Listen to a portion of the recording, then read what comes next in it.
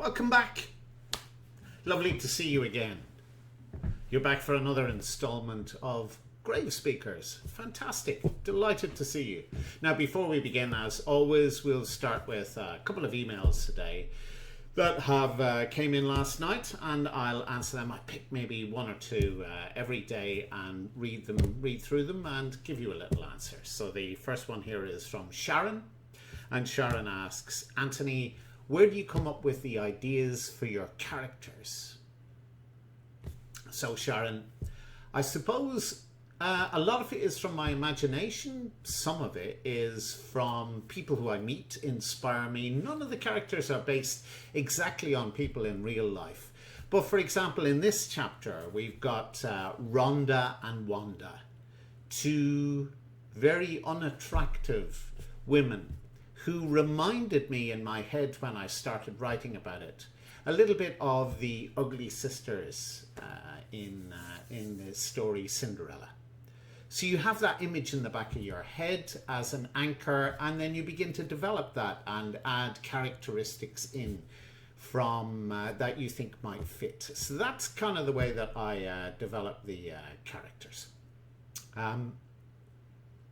Another one that I have email that came in today is from Lucas, and Lucas says, Anthony, I want to be a writer. What can you advise me to do? And Lucas is 10. Hello, Lucas. Lovely to hear from you. Here's what I advise you to do, Lucas, is do two things. One, read. Read lots. Even if you don't want to read and you're feeling tired, get someone to read to you. Or you can even have audiobooks nowadays, so you can listen to someone read a book to you, a bit like you're doing here today. So that can really, really help. So read, read, read. That is the most important thing. It's more important than writing. So read first, in my opinion, and then write. Try and do a little bit of practice every day or every couple of days. Just write a few lines, a few sentences. Even if you sit down with a blank sheet of paper for 15 minutes and you only write a line or two, that is still practicing. It's still improving. Look at the words that you've written, stick them in a drawer, come back to them afterwards. Don't do what I did when I was young, when I set my very first book on fire. Don't do that. Because when it's gone, right?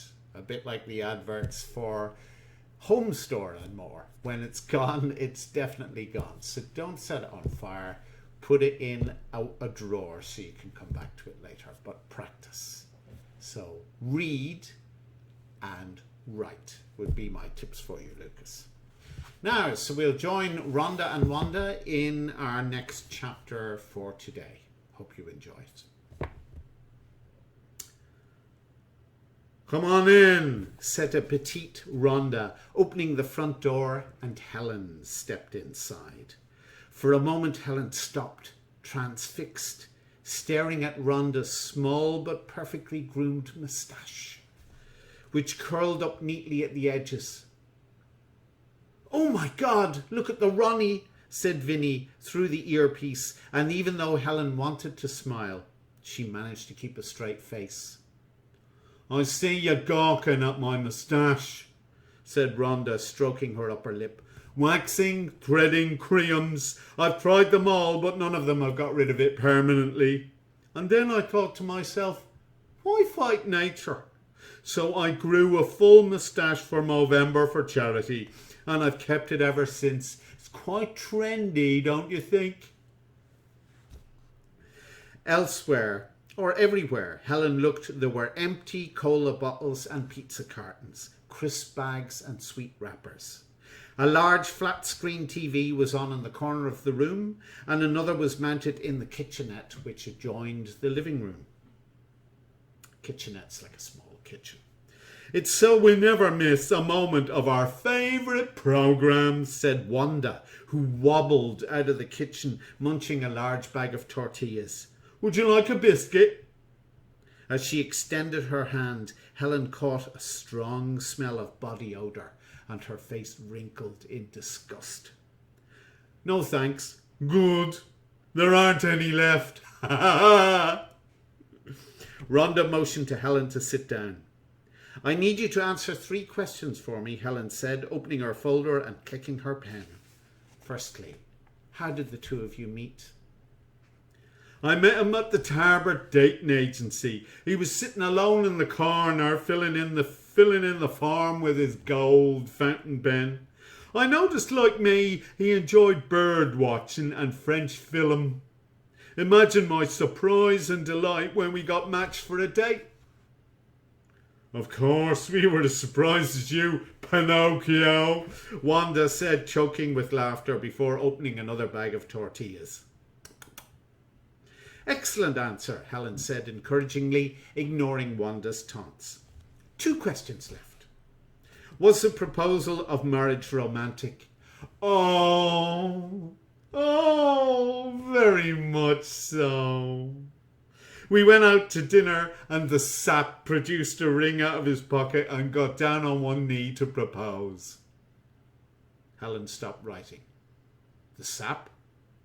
Oh, it is my pet name for him, but there's no need to write that down, Rhonda said quickly. We danced and drank champagne until sunrise, and as for the ring, it's a lovely piece of antique jewellery.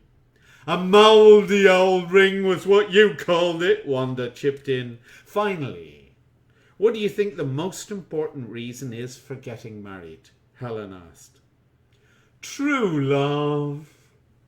If you feel passion in your heart for someone, then it's your destiny to be together.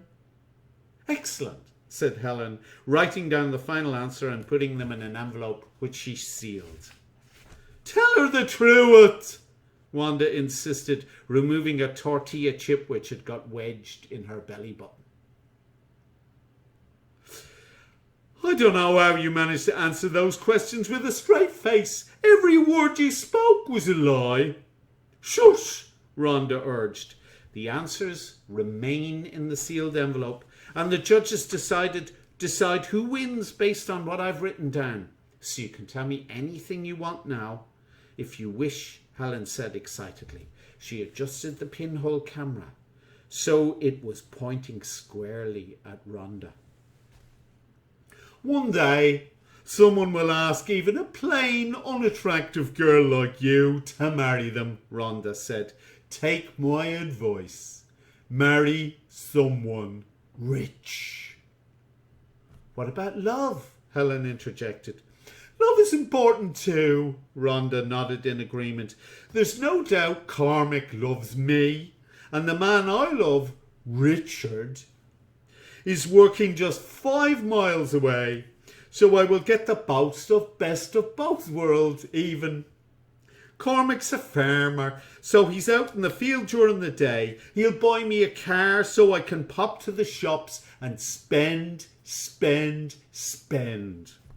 I'd see Richard afterwards and then be back in time for dinner with Cormac. It's my idea of wedded bliss. Rhonda moved even closer to Helen and stared straight into the video camera.